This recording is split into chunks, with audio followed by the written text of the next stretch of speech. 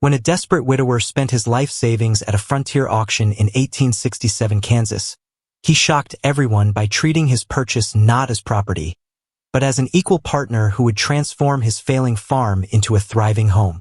But when his disapproving family arrives to tear apart the unconventional marriage they've built, will their love be strong enough to survive the scandal that threatens to destroy everything they've fought to create? The auction block stood like a wooden throne of shame in the center of Millbrook's trading hall, its surface worn smooth by countless desperate souls who had climbed its steps. Jacob Hartwell pressed his back against the rear wall, watching as men with cruel smiles bid on furniture, livestock, and broken dreams. The December wind of 1867 rattled the windows while inside, tobacco smoke curled around oil lamps that cast dancing shadows across faces he'd rather not see clearly. His wife Martha had been dead for 3 months now, buried beneath Kansas soil that seemed to swallow everything good. The farm was dying too, crops rotting in fields he couldn't harvest alone, cattle wandering through broken fences he had no strength to mend. Every morning brought new proof that a man couldn't run a homestead by himself, not in this unforgiving land where winter killed the weak and spring buried the unprepared. Jacob's calloused fingers traced the worn leather of his money pouch. $200. Every cent he'd saved from selling Martha's jewelry, her mother's china, and the good horses he'd loved like children. The auctioneer's voice boomed across the crowded room, calling out prices for plows and pots, chairs and chickens. Normal things, expected things. Then she appeared. Catherine Mills walked onto that platform with her chin held high, though her hands shook like autumn leaves. She wore a faded blue dress that had been mended too many times, and her brown hair was pulled back in a simple braid. But her green eyes blazed with something Jacob recognized, the same fierce determination he'd seen in Martha's face when they'd first claimed their land. "Ladies and gentlemen," the auctioneer's voice cut through the murmur of the crowd. "Here we have a fine young woman, 19 years of age, strong as an ox and twice as useful. Her father's debts require settlement, and she comes with papers proving her virtue remains intact." Jacob's stomach turned as men around him leaned forward like wolves scenting prey.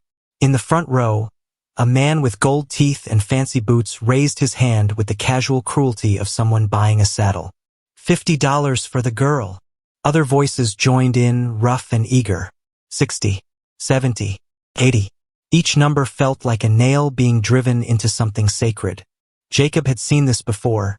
Young women sold to pay family debts, disappearing into lives of cooking and cleaning and worse things that decent people didn't speak about. Catherine's face remained stone still, but Jacob caught the slight tremor in her shoulders, the way she bit her lower lip to keep from crying. She was trying to be brave, just like Martha had been brave when the consumption took hold of her lungs and wouldn't let go. $100, called a man with scars across his knuckles and whiskey on his breath. The crowd murmured approval. That was good money for a housemaid, even one with proper papers. Jacob's heart hammered against his ribs. This wasn't why he'd come. He'd planned to bid on farming tools, maybe a plow horse if the price stayed reasonable. But looking at Catherine Mills standing there like a condemned woman, he thought of Martha's last words. "Don't let the loneliness make you forget who you are, Jacob. Don't let it turn you cruel." $120. The words left his mouth before his brain could stop them. Every head in the room turned toward him. Jacob felt sweat trickle down his back despite the December cold. The man with gold teeth studied him with the calculating gaze of a professional gambler, sizing up this new player in their twisted game. $150, Gold Teeth called out, his voice smooth as snake oil. Jacob's throat felt dry as desert sand. $150 was more than he'd paid for his best milk cow. It was seed money for spring planting, lumber for fence repairs, medicine for sick animals. It was survival itself.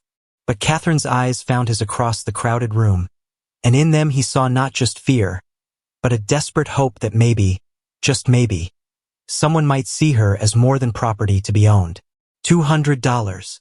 Jacob's voice rang clear and strong, though his life savings hung in the balance. A shocked silence fell over the crowd. $200 could buy a prize bull, a wagon with horses, or enough supplies to last through a harsh winter. Men whispered to each other, wondering what kind of fool would pay such a price for a girl, no matter how pretty or well-behaved. Goldteeth's eyes narrowed. He looked at Jacob again, then at Catherine, calculating whether this particular prize was worth bankrupting himself over. Finally, he shook his head with a curse that would have made a preacher blush. The auctioneer raised his wooden hammer, pausing dramatically. Going once for $200, going twice. The hammer fell with a crack that echoed through the sudden silence. Sold to the gentleman in the back. Jacob's legs felt weak as water. He'd just spent everything he owned on a woman he'd never spoken to, for reasons he couldn't fully explain. Around him, men clapped and whistled, some with approval, others with the kind of knowing smirks that made his skin crawl. But when Catherine stepped down from that platform, when she walked toward him through the parting crowd, Jacob saw something in her face that gave him hope. Not gratitude, that would have made him feel sick. Not fear, though surely she had reason enough for that. Instead, he saw curiosity, as if she too wondered what kind of man would make such a choice.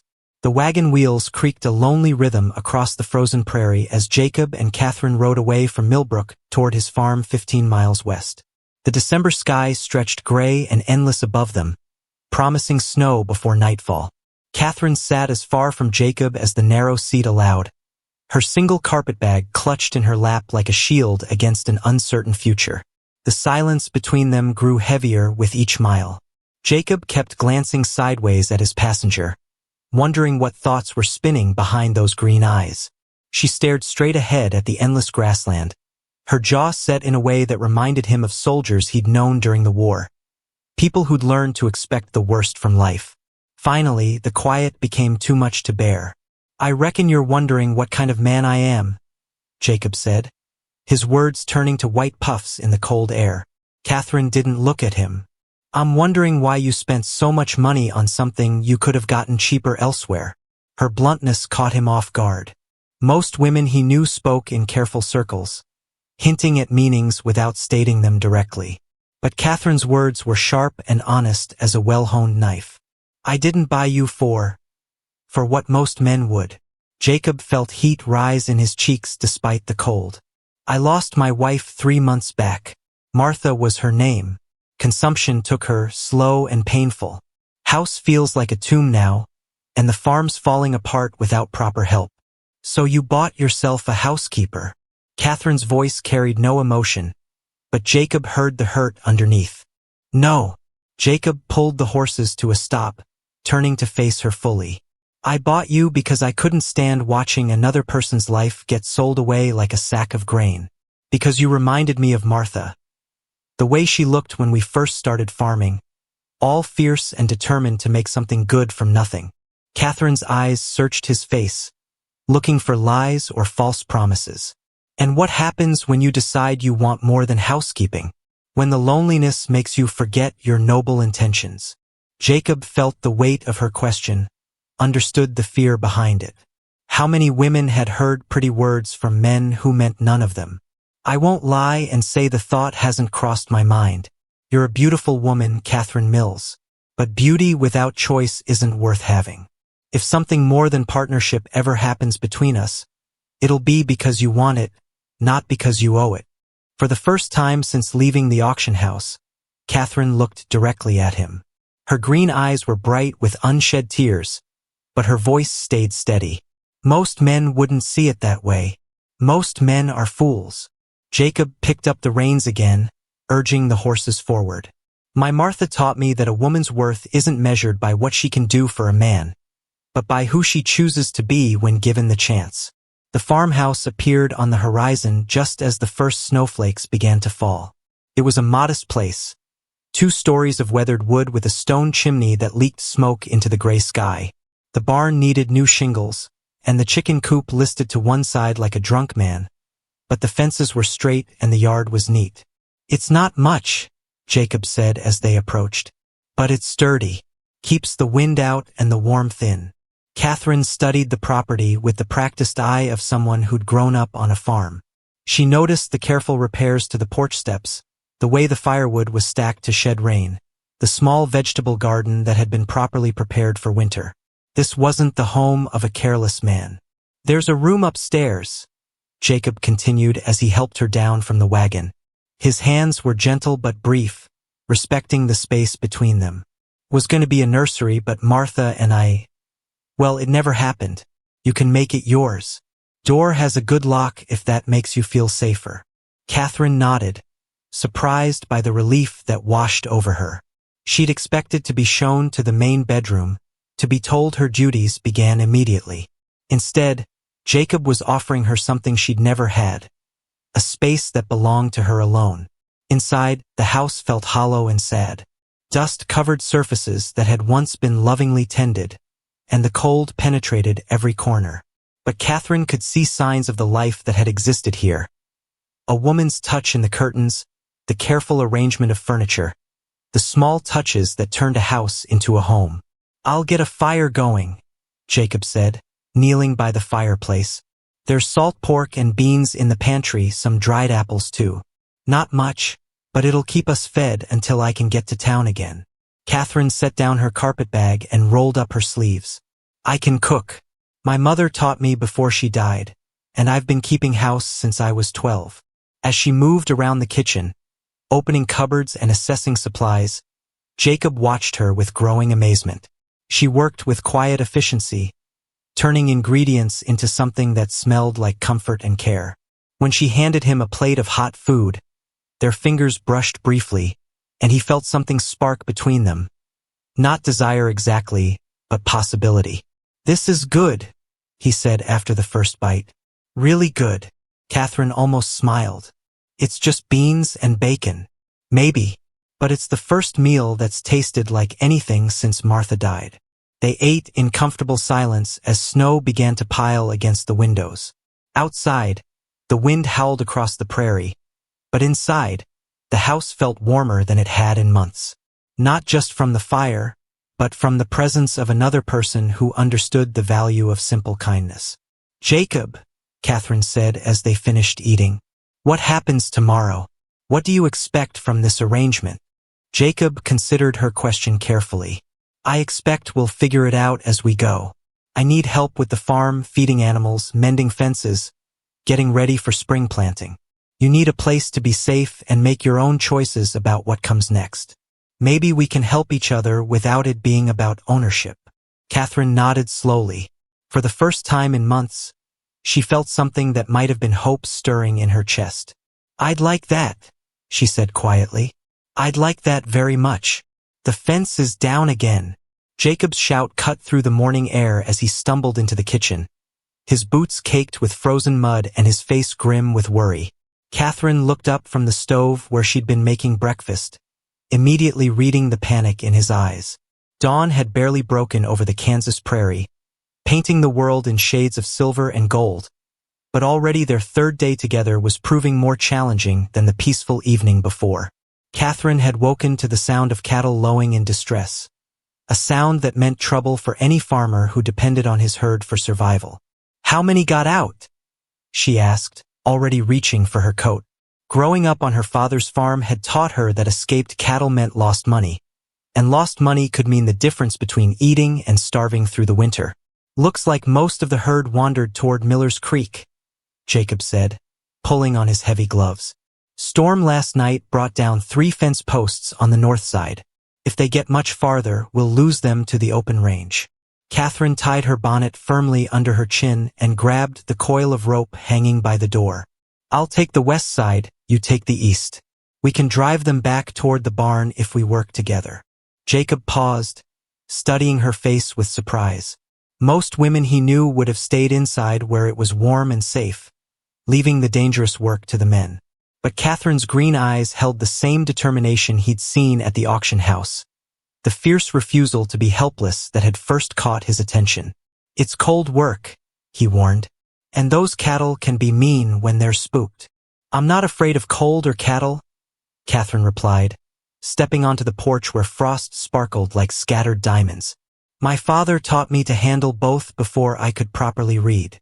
The morning air bit at their faces as they trudged through snow that came up to their knees. The escaped cattle had scattered across the rolling prairie, black shapes moving slowly through the white landscape like pieces on a giant checkerboard. Some grazed peacefully near the creek, while others had wandered dangerously close to the property line, where they could legally be claimed by neighboring ranchers.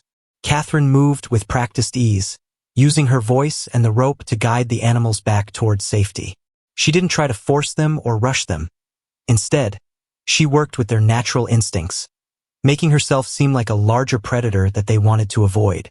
Jacob watched her work with growing amazement, realizing that his unusual purchase at the auction house had brought him not just a housekeeper, but a genuine partner. "Behind you!" Jacob called out as a particularly stubborn bull decided to charge rather than cooperate. Catherine spun around, her rope already spinning above her head in a perfect loop that would have made a professional cowhand proud. The rope settled around the bull's horns with satisfying precision, and Catherine used the animal's own momentum to guide him back toward the main herd. Her movements were fluid and confident, speaking of years spent working with livestock that didn't respect weakness or hesitation. "Where did you learn to do that?" Jacob asked as they drove the last of the stragglers toward the repaired fence line. "My father," Catherine said, coiling her rope with practiced efficiency. "He always said a person who couldn't handle animals had no business trying to farm. Taught me to rope and ride before my mother taught me to cook and sew." They worked together for the next 2 hours, mending fence posts and checking each animal for injuries from their morning adventure. The work was hard and cold, but there was something satisfying about it. The simple pleasure of solving problems with their hands and seeing immediate results from their efforts.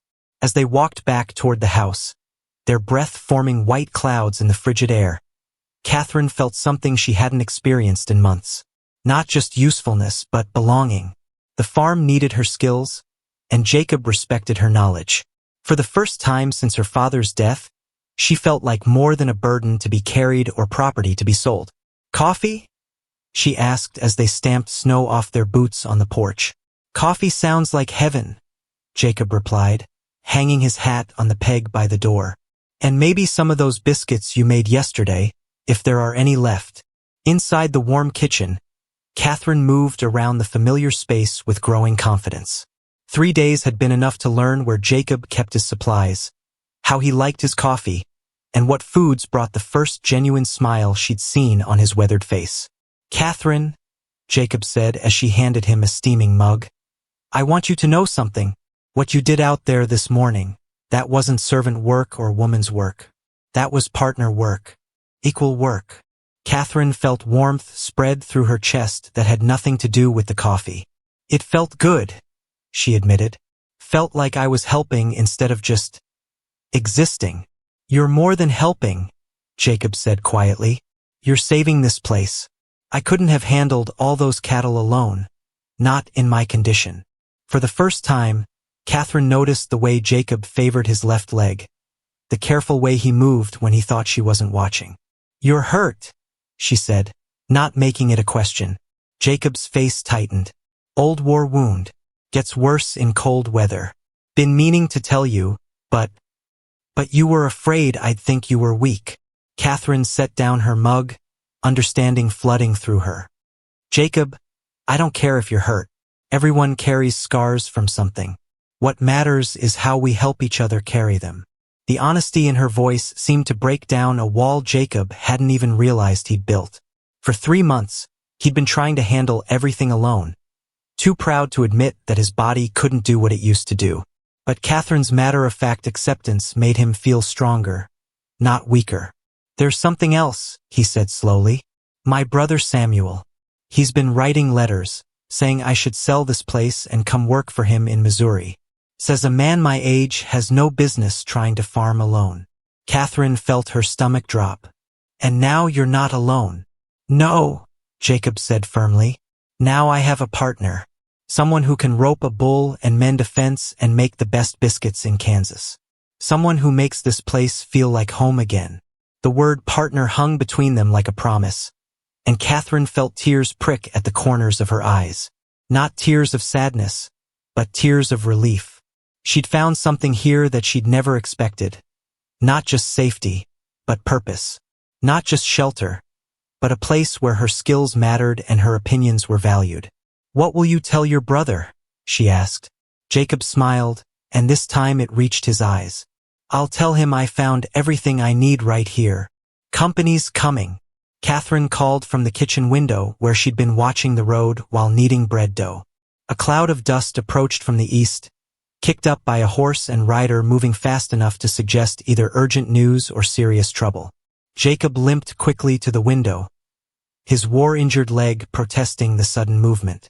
2 weeks had passed since the fence incident, 2 weeks of working together and learning each other's rhythms. They'd settled into a comfortable partnership that felt more natural than either had expected. But visitors were rare on their isolated farm. The rider turned out to be young Tommy Fletcher from the neighboring spread. His face flushed from hard riding and his eyes wide with excitement. Jacob opened the door before the boy could knock, sensing the urgency in his approach. "Mr. Hartwell," Tommy gasped, sliding down from his horse. "Ma sent me to warn you. There's talk in town about your arrangement here. Some of the church ladies are saying it ain't proper, a man and woman living together without being married. They're planning to send the sheriff out to investigate." Catherine's hands stilled in the bread dough, flour dusting her fingers like snow. She'd known this moment would come, the moment when the outside world decided to judge their unconventional situation. In small towns like Millbrook, gossip spread faster than prairie fire, and it could be just as destructive. "What kind of investigation?" Jacob asked, his voice carefully controlled. Tommy shifted uncomfortably from foot to foot. "Mrs. Pemberton's been telling folks that no decent man spends that much money on a woman unless he's expecting certain things. She says it's a scandal that needs addressing before it corrupts the moral fiber of the community." Jacob's jaw tightened. He knew Mrs. Pemberton well, a woman who measured her own virtue by how quickly she could find sin in others.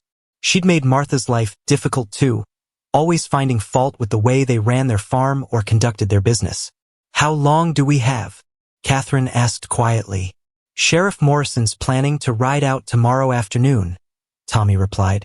"Ma thought you should know, seeing as how you've been good neighbors and all." After Tommy left, carrying fresh biscuits and a message of thanks to his mother, Jacob and Catherine sat at the kitchen table in heavy silence. The bread dough sat forgotten on the counter, growing cold while they grappled with a problem that had no easy solution. "I could leave," Catherine said finally, her voice barely above a whisper. "Find work in another town, maybe as a schoolteacher or seamstress. That would solve their moral concerns." "No." Jacob's response was immediate and firm. "Running away won't solve anything. Besides, I need you here. The farm needs you. This is your home now." Catherine looked around the kitchen that had indeed begun to feel like home. She'd sewn new curtains for the windows, organized the pantry with military precision, and learned to cook meals that brought genuine pleasure to Jacob's face. The thought of leaving it all behind made her chest ache with unexpected loss. "Then what do we do?" she asked. "I won't have you lose your standing in the community because of me. You were born here, raised here. These people are your neighbors and friends." Jacob reached across the table and took her flour-dusted hands in his own. "Catherine, I need to ask you something, and I want you to think carefully before you answer." The serious tone in his voice made her heart race. "What is it? Would you consider marrying me? Not because we have to, not because of what people might say, but because—" He paused, searching for the right words. "Because somewhere between that auction house and this morning, I started to care about you. Really care. And I think maybe you feel something too." Catherine's breath caught in her throat. Over the past 2 weeks, she had begun to feel something growing between them. Not the desperate gratitude she'd expected, but something warmer and more honest. The way Jacob listened when she spoke, the way he valued her opinions about the farm, the way he made her feel like an equal partner rather than purchased property. "I do feel something," she admitted softly. "But Jacob, are you sure this isn't just about solving our problem with the town? I don't want to be married to a man who's only doing his duty." Jacob stood up and walked to the window, staring out at the land they'd been working together. "You want to know the truth? I was already thinking about asking you before Tommy showed up today. Been thinking about it since you roped that bull like you were born to it. Since you made this house feel alive again." He turned back to face her, his expression earnest and hopeful. I loved Martha with all my heart, and I always will. But she's gone and I'm still here, still alive. And being with you has reminded me that being alive and being lonely aren't the same thing. Catherine felt tears gather in her eyes. Not tears of sadness, but tears of possibility. What kind of marriage would it be? What would you expect from me? The same thing I've expected for the past 2 weeks, Jacob said simply. Partnership, friendship, someone to share the work and the worries and maybe, eventually, the joy. If love comes, it comes. If it doesn't, we'll still have built something good together. The honesty in his voice convinced her more than any romantic declaration could have. This wasn't a man trying to sweep her off her feet with pretty promises. This was a practical offer from someone who understood that real love grew from respect and shared purpose, not just passion.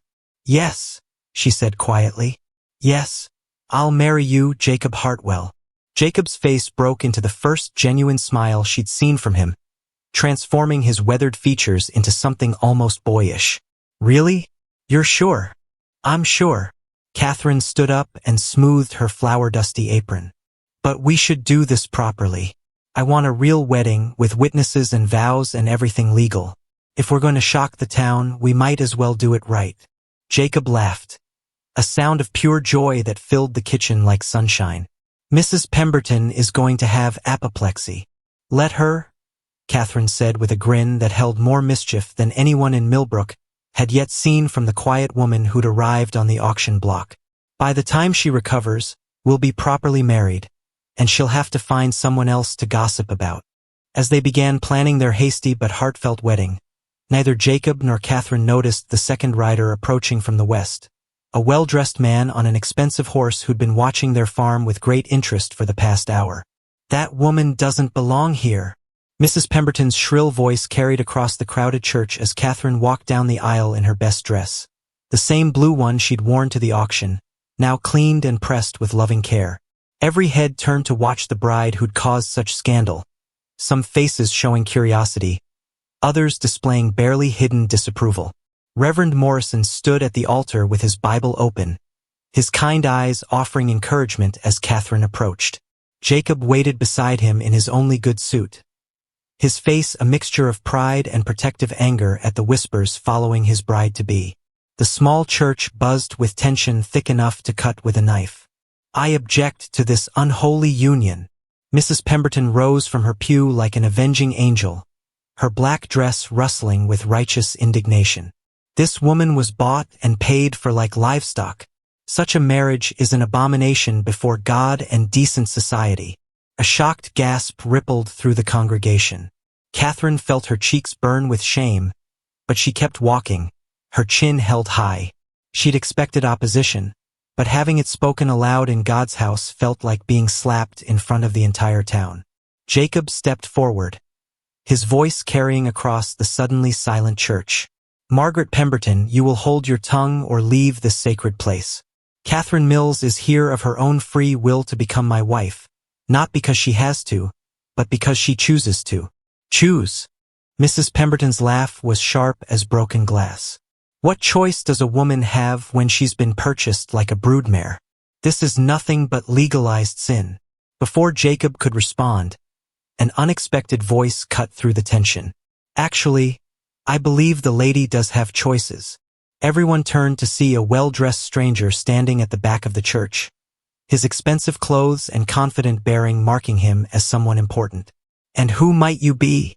Reverend Morrison asked, clearly flustered by the interruptions to what should have been a simple ceremony. The stranger smiled and tipped his hat. Charles Whitman, attorney from Kansas City. I represent the Mills family estate. He walked forward, his boots clicking on the wooden floor. Miss Mills, I've been searching for you for some time. Your great-aunt Cordelia passed away last month and left you a considerable inheritance. Catherine felt the world tilt beneath her feet. Great-aunt Cordelia? But I thought all my family was dead. Your father never spoke of his wealthy sister, Whitman continued, pulling papers from his coat. She made her fortune in shipping and left everything to you, her only living relative. Land, property, and enough money to buy this entire town twice over. The church erupted in shocked murmurs. Mrs. Pemberton's face went white as fresh snow, while other townspeople began calculating how they'd treated the woman who'd just become one of the richest people in Kansas. Jacob stared at Catherine, his mind reeling. You're wealthy? Appears so, Catherine said softly, still trying to process this stunning turn of events.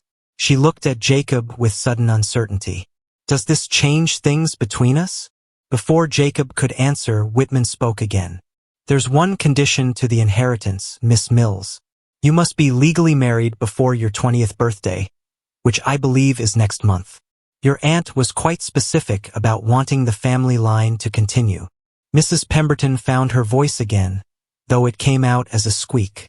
Well, that is to say, if Miss Mills is properly wealthy, then perhaps you should mind your own business, Catherine said firmly, surprising herself with her boldness.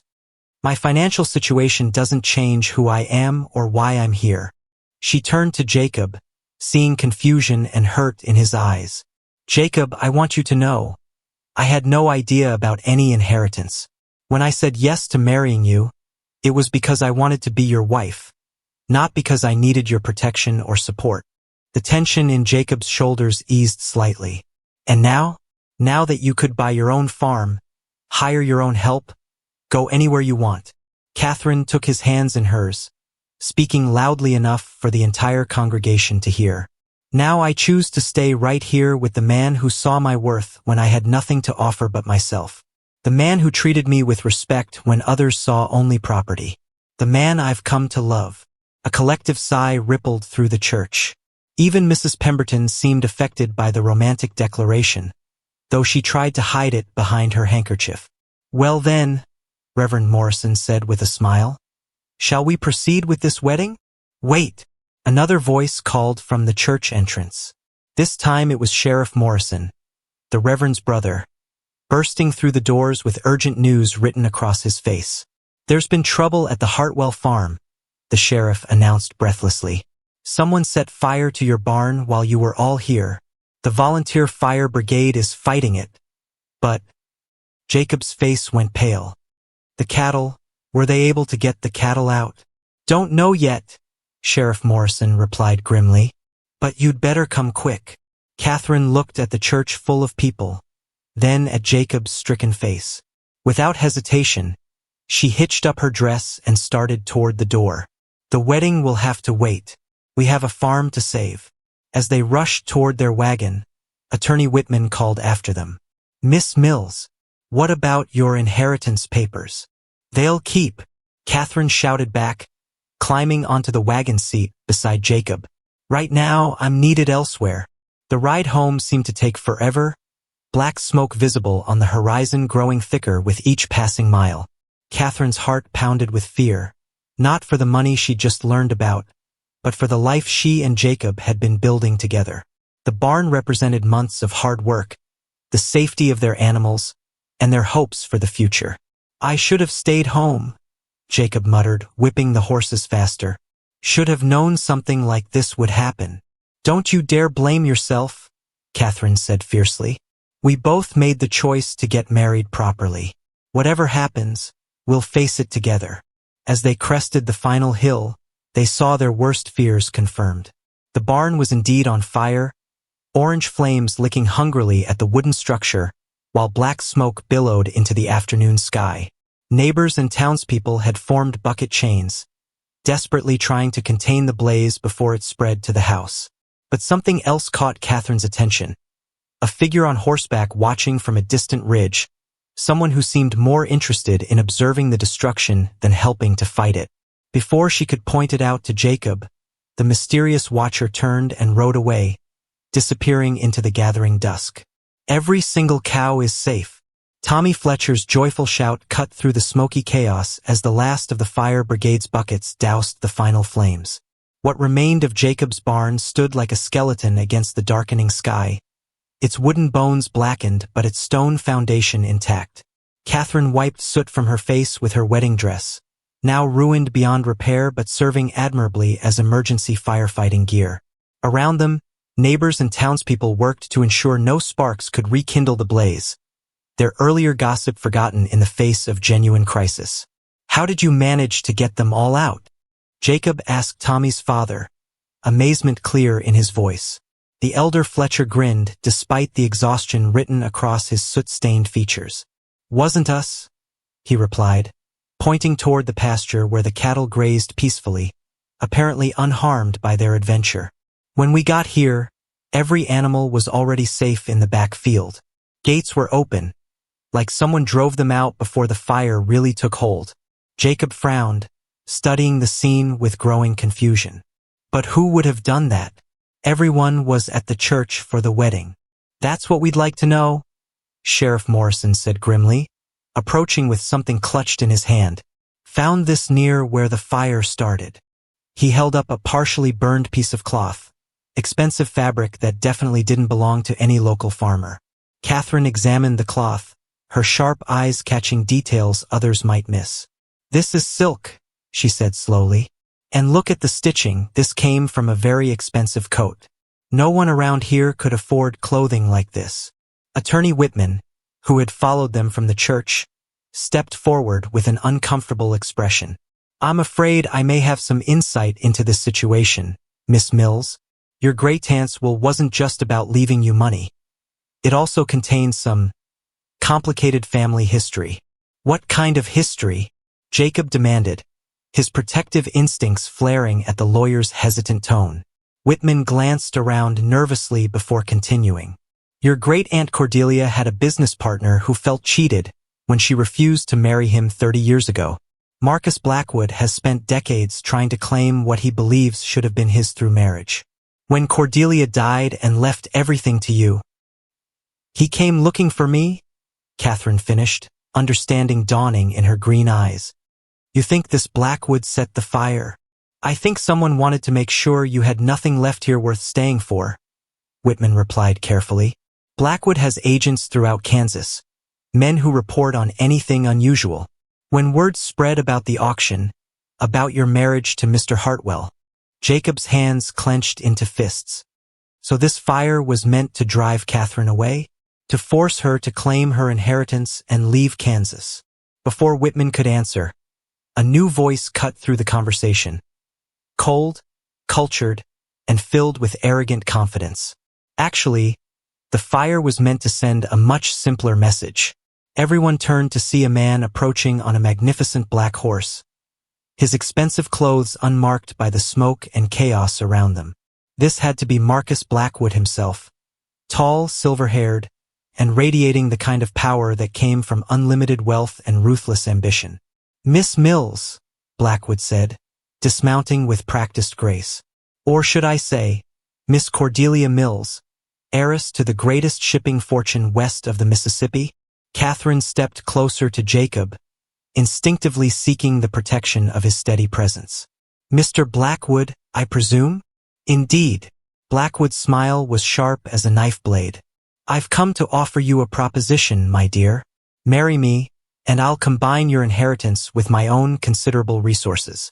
Together, we could build an empire that stretches from Kansas City to San Francisco." The sheer audacity of the proposal left everyone speechless for a moment. Then Jacob stepped forward, placing himself between Catherine and the unwelcome suitor. "The lady is already spoken for," Jacob said quietly, but his voice carried a threat that made several men in the crowd shift nervously. Blackwood laughed, a sound devoid of genuine humor. "You mean this peasant farmer? My dear girl, you can't be serious. What can he offer you besides a life of drudgery and poverty?" Catherine's temper finally flared, burning hotter than the barn fire had. "He can offer me something you obviously don't understand: respect, partnership, love freely given, not purchased or demanded." "Love?" Blackwood's tone dripped with disdain. "Love doesn't pay for silk dresses or fine houses. Love doesn't build business empires or secure political power." "No," Catherine agreed, her voice growing stronger with each word. "But love builds something more valuable than any of those things. It builds a life worth living." She moved to stand beside Jacob, taking his soot-stained hand in hers. Mr. Blackwood, I wouldn't marry you if you owned half the world. I found something here that all your money can't buy. A man who values me for who I am, not what I own. Blackwood's face darkened with rage. You foolish girl. Do you have any idea what you're rejecting? I could make you the most powerful woman in America. And I could make you the most disappointed man in Kansas. Catherine shot back. Because my answer is no, today and every day for the rest of my life. Sheriff Morrison stepped forward, his hand resting meaningfully on his gun. Mr. Blackwood, I think it's time you moved along. We don't take kindly to arsonists in this county. You have no proof of that accusation, Blackwood replied smoothly, but his eyes flickered with uncertainty. Maybe not yet, the sheriff said evenly. But I'm a patient man, and I have a feeling proof will turn up eventually. In the meantime, I suggest you find somewhere else to conduct your business. Blackwood remounted his horse, his expression promising that this encounter was far from over. This isn't finished, Miss Mills. That inheritance belongs with someone who understands its true value. As he rode away into the gathering darkness, Catherine leaned against Jacob's shoulder, suddenly exhausted by the day's revelations and confrontations. Are you sure about this? Jacob asked quietly. He's right about one thing. I can't give you silk dresses or fancy houses. Catherine looked around at the neighbors who had risked their own safety to save their farm, at the ruined barn that somehow represented not loss but the strength of their community, at the man whose steady presence had become her anchor in an uncertain world. Jacob Hartwell, she said firmly, you've given me something infinitely more precious than silk or houses. You've given me a home. We're getting married tonight, right here in this smoky field, with God and half the county as our witnesses. Catherine's declaration rang out across the farmyard where neighbors still milled about, checking for stray sparks from the ruined barn. Her wedding dress was torn and blackened. Her hair had escaped its careful arrangement, but her green eyes blazed with fierce determination. Reverend Morrison looked startled by the sudden announcement. Miss Mills, surely you'd prefer to wait until we can arrange a proper ceremony? Perhaps when you've had time to process today's revelations about your inheritance. No more waiting, Catherine said firmly, reaching for Jacob's hand. I've spent enough of my life having my future decided by other people's schedules and other people's plans. Marcus Blackwood thinks he can intimidate me into changing my mind, but he's about to learn that Catherine Mills doesn't scare easily. Jacob squeezed her fingers, understanding flooding his weathered face. You want to marry me before he can cause more trouble. I want to marry you because I love you, Catherine corrected, her voice carrying clearly to every person gathered around them. The inheritance doesn't change that. Blackwood's threats don't change that. If anything, today has shown me exactly how precious real love is. Mrs. Pemberton, who had been unusually quiet since learning of Catherine's sudden wealth, cleared her throat nervously. But dear, you have no proper dress, no flowers, no wedding cake. I have everything I need, Catherine replied, gesturing to the circle of neighbors who had risked their own safety to save the farm. I have people who care enough to fight fires for us. I have a man who values my heart more than my money. I have a community that's seen me at my worst and still stands by my side. Tommy Fletcher's mother stepped forward, untying her own white apron. Here, dear.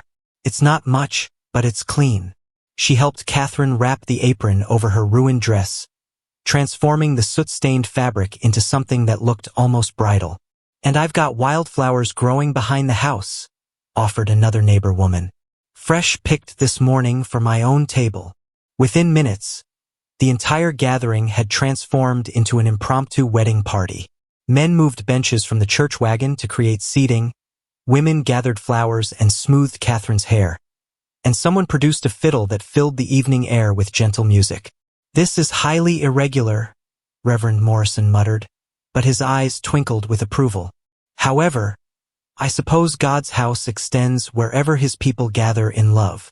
As the sun began to set, painting the sky in shades of gold and pink that rivaled any cathedral window, Catherine and Jacob stood before their makeshift altar, a wooden crate covered with a clean tablecloth. The ruined barn provided a dramatic backdrop, its blackened timbers a reminder of what they'd overcome together. "Dearly beloved," Reverend Morrison began, his voice carrying easily across the assembled crowd. "We are gathered here in the sight of God and these witnesses to join this man and this woman in holy matrimony." Catherine felt tears prick her eyes. Not tears of sadness, but tears of overwhelming joy. This wasn't the wedding she'd dreamed of as a little girl, but it was perfect in ways she couldn't have imagined. No fancy church or expensive dress could have made this moment more meaningful. "Jacob," the Reverend continued, "do you take Catherine to be your lawfully wedded wife, to have and to hold, in sickness and in health, for richer or poorer, for better or worse, as long as you both shall live?" Jacob's voice was steady and sure. "I do, and I promise to honor her choices, respect her strength, and love her not for what she owns, but for who she is. Catherine, do you take Jacob to be your lawfully wedded husband, to have and to hold, in sickness and in health, for richer or poorer, for better or worse, as long as you both shall live?" "I do," Catherine said, her voice ringing with conviction. "And I promise to stand by his side as his equal partner, to build a life together based on love freely given, and to choose him every day for the rest of my life. Then by the power vested in me by God and the territory of Kansas, I now pronounce you husband and wife. Jacob, you may kiss your bride." As Jacob's lips met hers in their first kiss as married couple, the crowd erupted in cheers and applause. The fiddle struck up a lively tune, and someone produced a jug of cider that was passed around the circle like communion wine. But the celebration was interrupted by the sound of approaching horses. Not one rider this time, but several. Sheriff Morrison's hand moved instinctively to his gun as the group emerged from the gathering darkness. "Expecting more trouble?" Jacob asked quietly, his arm tightening protectively around his new wife.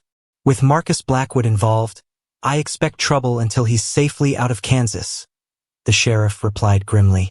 The riders proved to be a mixed group. Some wore the expensive clothes that marked them as Blackwood's men, but others were clearly local farmers and ranchers. At their head rode a woman Catherine had never seen before, elderly but sitting her horse with the confidence of someone accustomed to command. "Which one of you is Catherine Mills?"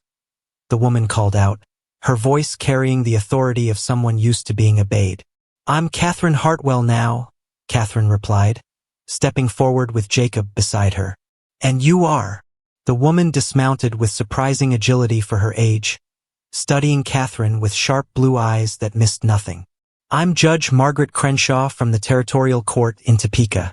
I've come about your inheritance, and about Marcus Blackwood's attempts to interfere with it." Relief flooded through Catherine. A territorial judge meant official authority, legal protection, and possibly an end to Blackwood's intimidation tactics. "Marcus Blackwood has been filing legal challenges to your great-aunt's will," Judge Crenshaw continued. "Claims of undue influence, questions about your identity, demands for psychological evaluation, every dirty trick in the lawyer's handbook." Jacob felt Catherine tense beside him. Can he do that? Can he actually steal her inheritance? "Not if I have anything to say about it," Judge Crenshaw replied firmly. "Your great-aunt Cordelia was a friend of mine, Mrs. Hartwell. She specifically asked me to ensure her wishes were carried out, no matter what Marcus Blackwood tried to do." The judge reached into her saddlebag and pulled out an official-looking document sealed with red wax. "This is a court order freezing all legal challenges to the will until a full hearing can be conducted. It also includes a restraining order preventing Mr. Blackwood from approaching you or your property." "What about the fire?" Sheriff Morrison asked. "We're pretty sure he was behind that." Judge Crenshaw smiled grimly. "Funny you should mention that. One of his own men came forward this afternoon with testimony about Blackwood ordering the arson. Seems even criminals have limits when it comes to attacking innocent women." The news sent a ripple of satisfaction through the gathered crowd. Justice might be slow, but it was finally catching up with Marcus Blackwood. "There's one more thing," Judge Crenshaw added, studying Catherine's soot-stained wedding attire with amusement. "Your great-aunt left specific instructions that if you married for love rather than money, your inheritance should be doubled. She was quite insistent about rewarding authentic affection over mercenary calculation." The crowd erupted in fresh cheers, but Catherine barely heard them. She was looking at Jacob, seeing the wonder and love in his eyes, feeling the solid strength of his presence beside her. Doubled inheritance or not, she said clearly enough for everyone to hear. I would still choose this man, this life, this moment. Some things are worth more than all the money in the world. Build it bigger than before. Catherine called out to the work crew assembling lumber in their yard, her voice carrying the confident authority of a woman who had found her place in the world. 3 weeks had passed since the wedding, 3 weeks of legal victories, community support, and planning for the future. The new barn rising from the ashes of the old one would be twice the size, built with proper stone foundations and modern fire prevention techniques. Catherine's inheritance had provided the funds, but the entire community had volunteered their labor, turning the construction into a celebration of their triumph over Marcus Blackwood's schemes. Jacob stood beside his wife, marveling at how naturally she had taken to her role as both farm partner and local leader. The frightened girl from the auction block had transformed into a confident woman who could direct construction crews in the morning and host strategy meetings with territorial officials in the afternoon. Mrs. Hartwell. Tommy Fletcher came running across the yard, his face bright with excitement. Telegram just came in from Topeka. Judge Crenshaw says Blackwood's been arrested for arson and attempted fraud. Catherine felt a weight lift from her shoulders that she hadn't even realized she'd been carrying. For weeks, despite the legal protections, she'd been watching the horizon for signs of Blackwood's return. Now, finally, that threat was truly ended. What's the full news? Jacob asked, taking the telegram from Tommy's eager hands. Says here that Blackwood's business partner in Kansas City turned state's evidence. Jacob read aloud. Apparently our friend Marcus has been running quite the criminal enterprise. Fraud, intimidation, arson, and attempted kidnapping in 3 different territories. The gathered workers cheered, but Catherine felt more relief than celebration. She'd never wanted to be rich or powerful. She'd simply wanted the freedom to choose her own path. Now, with Blackwood behind bars, that choice was finally, truly hers. There's more, Tommy added breathlessly. The judge wants to meet with you and Mr. Hartwell about setting up some kind of foundation with your inheritance money. Something about helping other women who find themselves in difficult circumstances. Catherine's eyes lit up with genuine excitement for the first time since learning about her wealth. A foundation to help women who've been sold or abandoned. To give them choices they wouldn't have otherwise. That's what it sounds like, Tommy confirmed. Judge says you'd be perfect to run it, seeing as how you understand the situation from personal experience. Jacob watched his wife's face transform with purpose and possibility. This was what had been missing from their recent conversations about the inheritance. A way to use the money that aligned with Catherine's values and experiences. We could help other women avoid the auction block entirely, Catherine said, her mind racing with possibilities. Provide job training, safe housing, legal assistance. Give them the tools to build independent lives. Or to choose marriage freely without desperation driving the decision. Jacob added, understanding flooding his face. The way you chose me. Their conversation was interrupted by the arrival of another familiar figure. Attorney Whitman, but this time he brought a smile instead of legal problems. Mr. and Mrs. Hartwell, he called out as he dismounted. I have some final papers for you to sign, and some rather interesting news about your great-aunt's other bequests. Catherine and Jacob exchanged glances. After weeks of surprises, they'd learned to be cautious about interesting news from lawyers. What kind of other bequests? Catherine asked carefully. Whitman pulled out a thick folder of documents. Well, it seems Cordelia left specific gifts to any man who would marry you for love rather than money. Since Mr. Hartwell clearly qualifies, he's now the proud owner of a shipping warehouse in Kansas City, a small fleet of cargo boats, and the rights to several profitable trade routes. Jacob's mouth fell open. She left me a business? But I'm just a farmer. I don't know anything about shipping or trade routes. Actually, Whitman continued with growing amusement. She also established a trust fund to hire experienced managers for the business operations. You and Mrs. Hartwell would oversee the enterprise, but you wouldn't need to handle the day-to-day details yourselves. Catherine began to laugh. Not from humor, but from the overwhelming absurdity of their situation. In less than 2 months, she'd gone from being sold at auction to becoming one of the wealthiest women in Kansas. And Jacob had transformed from a struggling widower to a shipping magnate. "There's one final surprise," Whitman added, clearly enjoying their stunned reactions. "Cordelia left instructions that if you two seemed genuinely happy together, I should give you this." He handed Catherine a sealed letter written in an elegant hand. With trembling fingers, she broke the wax seal and began to read aloud. "My dear Catherine, if you are reading this, it means you have found what I spent my life searching for: genuine love and true partnership. I was too proud and too stubborn to accept such gifts when they were offered to me, and I spent 60 years regretting that choice."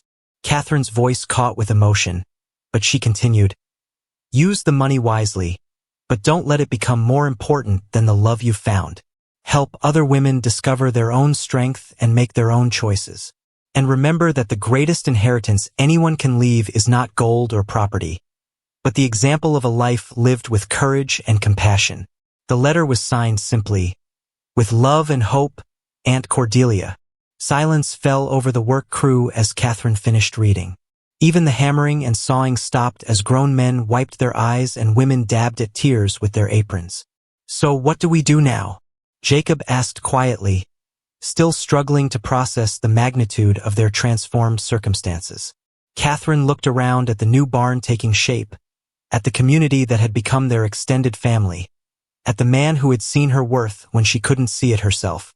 Then she smiled, not the careful, guarded smile of someone protecting themselves from disappointment, but the radiant expression of a woman who had found her purpose.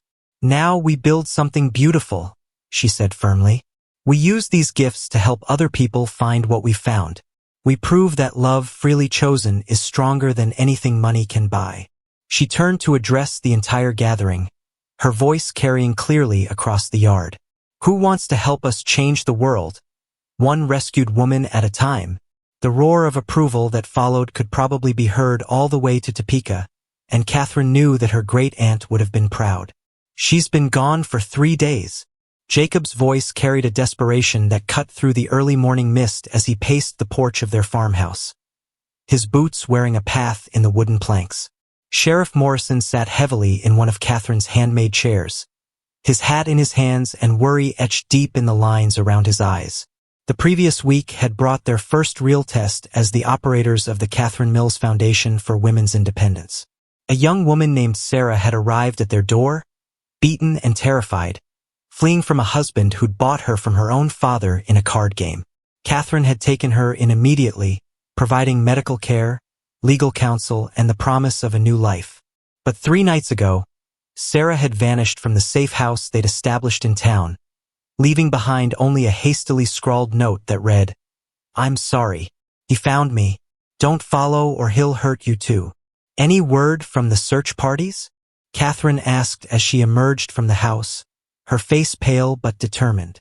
She'd barely slept since Sarah's disappearance, coordinating rescue efforts with the same fierce energy she'd once used to save cattle from winter storms.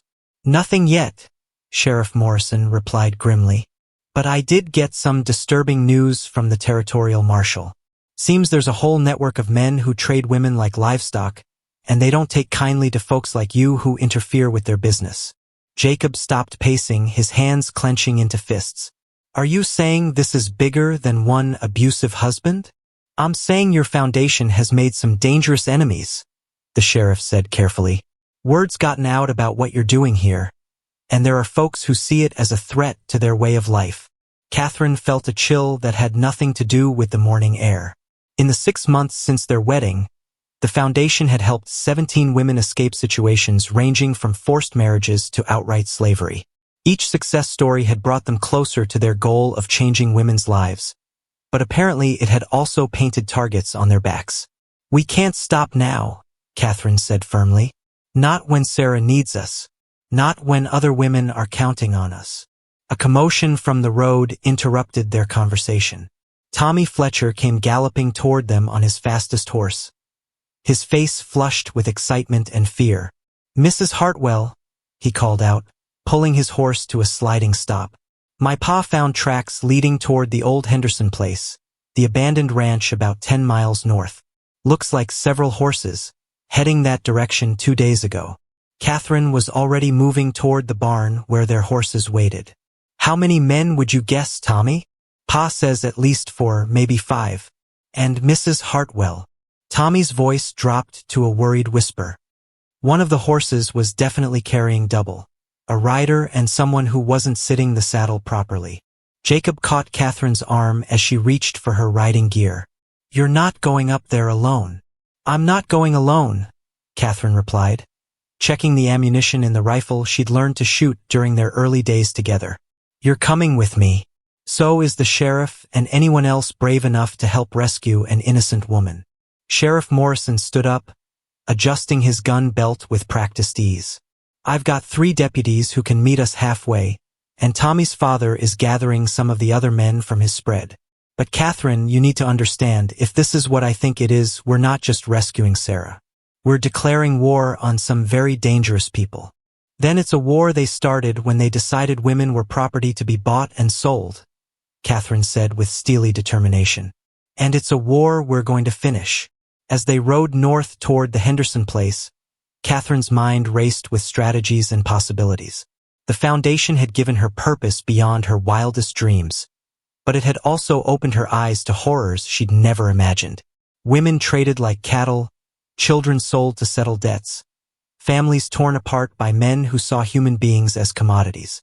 The abandoned ranch appeared on the horizon like a scar against the prairie landscape. Once prosperous, it had been left to decay after its owners died of disease 3 winters past.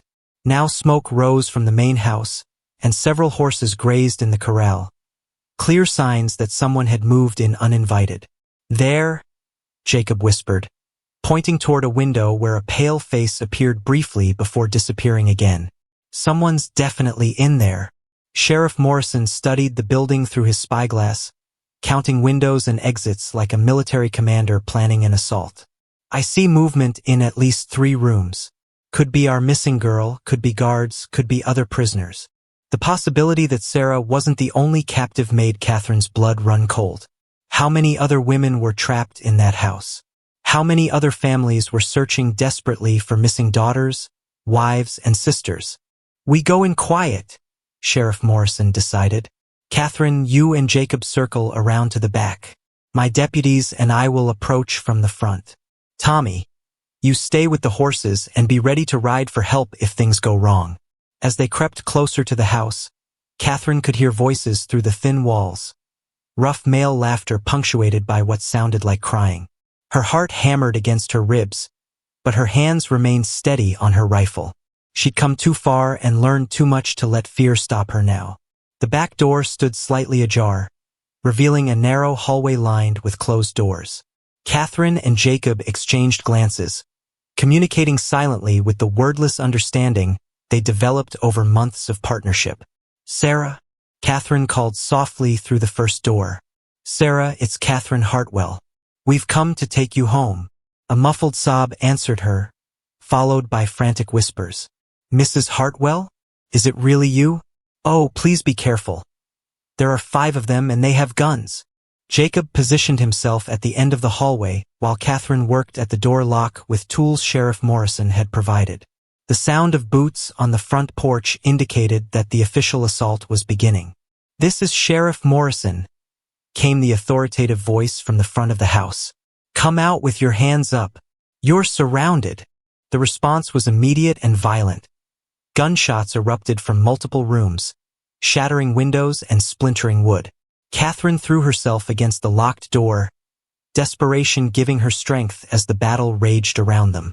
The door finally gave way, revealing not just Sarah, but 3 other women huddled together in the small, dirty room. All showed signs of abuse and terror, but their eyes blazed with hope at the sight of rescue. Can you all walk? Catherine asked urgently, helping them to their feet. We need to get you out of here right now. As they stumbled toward the back door, Catherine caught sight of something that made her stomach turn. Ledger books scattered on a nearby table, filled with names, ages, and prices. This wasn't just a temporary hideout. It was a headquarters for a business built on human misery. "Jacob," she called out, "grab those books. They're evidence of everything." The gunfight intensified as they reached the back door. Sheriff Morrison's voice booming commands while desperate criminals fought for their freedom. But Catherine's focus was entirely on the women clinging to her arms. Women whose nightmare was finally ending. 23 women rescued, 4 criminal networks dismantled, and legislation pending in 3 territories. Judge Crenshaw's triumphant voice rang out across the packed courthouse in Topeka as she read the Foundation's accomplishments from the past year. Catherine sat in the front row beside Jacob, hardly believing that their small effort from a Kansas farm had grown into a territory-wide movement. The courtroom buzzed with energy as representatives from women's groups, church organizations, and reform societies gathered for what newspapers were calling the most important women's rights assembly in Western history. Catherine's foundation had become the centerpiece of a larger movement challenging the legal and social systems that allowed women to be treated as property. "Mrs. Hartwell," Judge Crenshaw continued, "would you please address the assembly about your plans for expanding the foundation's work?" Catherine rose on slightly shaky legs, still amazed to find herself at the center of such momentous change. A year ago, she'd been a terrified girl on an auction block. Now she was addressing territorial legislators and influential reformers about reshaping society itself. "Friends," she began, her voice growing stronger with each word. "What we've learned this past year is that the problem is bigger than any of us imagined, but so is our capacity to solve it. The networks we've uncovered stretch from Kansas to California, from Texas to the Canadian border. But so does our network of allies, safe houses, and legal advocates." Applause rippled through the crowd, but Catherine held up her hand for quiet. "Today, I'm announcing the next phase of our work. We're establishing the Western Women's Independence Territory, a legal sanctuary where any woman can claim protection from forced marriage, debt slavery, or any form of human trafficking." The announcement created an immediate uproar. Territorial legislators looked alarmed, while reform advocates cheered wildly. The idea of a legally protected zone where different rules applied was revolutionary, possibly dangerous, and definitely unprecedented. "How would such a territory function?" called out a stern-faced congressman from the back of the room. "What authority would override existing marriage laws and property rights?" Jacob stood beside his wife, his presence lending her strength as she faced the most challenging moment of her public life. The same authority that originally created those laws, the will of free people to govern themselves justly. Judge Crenshaw stepped forward, producing a thick document bound in official ribbons. "Actually, the legal framework already exists. Mrs. Hartwell's great-aunt Cordelia left land holdings sufficient to establish a new territorial entity, and the federal government has agreed to recognize it as an experimental zone for progressive legislation." Catherine felt her breath catch. Even from beyond the grave, her great-aunt was still providing solutions she'd never imagined. "You mean," "I mean," Judge Crenshaw said with a smile, "that you now have the legal authority to create a place where women's rights are protected by law, not just by the kindness of individuals." The implications hit Catherine like a physical blow. They could establish schools where women learned trades and professions, courts where female judges heard cases involving women's rights, businesses owned and operated entirely by women, a place where marriage was always a choice, never a transaction. "There's one more thing," Judge Crenshaw added, clearly enjoying the drama of her revelations. "The federal government is so impressed with your foundation's work that they're offering to fund similar programs in every Western territory. You've started something that's going to change the entire region." As the assembly erupted in celebration, Catherine found herself thinking not about the grand scope of their success, but about the individual faces: Sarah, who now ran a successful bakery in town; Maria, who'd escaped debt slavery and become a teacher; Hannah, who'd been sold to pay her family's mortgage and was now studying law to help other women. "What are you thinking about?" Jacob asked quietly, noticing her distant expression amid the celebration. "I'm thinking about that day at the auction," Catherine replied softly. "How terrified I was, how certain that my life was over. I never imagined that being sold could lead to all this." Jacob took her hand, still amazed by the journey they'd traveled together. Your great-aunt was right in her letter. The greatest inheritance isn't money or property. It's the example of a life lived with courage. Mrs. Hartwell, a young reporter pushed through the crowd, notebook in hand and eyes bright with excitement. The Eastern newspapers are calling you the most influential woman in the American West. How does it feel to have transformed from an auction house victim to a territorial leader? Catherine considered the question carefully, thinking about all the women who would never have to stand on an auction block because of the laws being passed today, all the families who would stay together because debt couldn't be paid with daughters and wives. It feels like justice, she said finally. Not just for me, but for every woman who's been told her worth is measured by what men are willing to pay for her. We've proven that our true value comes from what we choose to build when we're free to make our own decisions.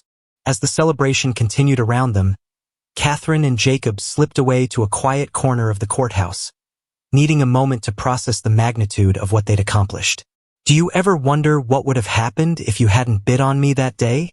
Catherine asked, leaning against the window that overlooked the bustling streets of Topeka. Jacob wrapped his arms around her from behind, resting his chin on her shoulder. I try not to think about it. Some choices are too important to second-guess. I love you, Jacob Hartwell, Catherine said, turning in his embrace. Not because you saved me from that auction block, but because you helped me save myself. And I love you, Catherine Hartwell, Jacob replied, because you taught me that the best partnerships aren't built on need or convenience, but on two people choosing each other every single day. Outside the courthouse, crowds were already gathering to celebrate the historic legislation that would reshape the American West. But inside their quiet corner, Catherine and Jacob held each other close, knowing that their greatest victory wasn't changing laws or establishing territories. It was proving that love freely chosen could indeed change the world, one heart at a time. The auction block's daughter had become the territory's champion, and her story would inspire generations of women to claim their own worth and fight for their own freedom.